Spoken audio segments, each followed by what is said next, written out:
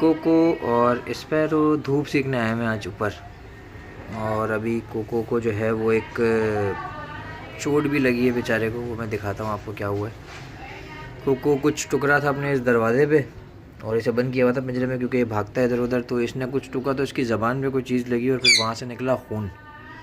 तो अभी फटाफट फिर मैंने ऐसे निकाला, इसके मुंह में पानी वानी डाला और फिर जो रेमेडीज़ हैं वो अप्लाई की, तो अब माशाल्लाह सही है। तो आप सब भी दुआ करें कोको के लिए कि कोको जल्दी से ठीक हो जाए। अभी पता नहीं मुझे, अभी ये कुछ खा पी नहीं रहा, कुछ खाने पीने लगेगा फिर बोलना शुरू करेगा। अभी इसके लगी है ताज़ी ताज़ी, तो अभी ये चुप है, बार बार ज़बान अपनी वो कर रहा है, लेकिन होप सो कि ये जल्द सही हो जाएगा।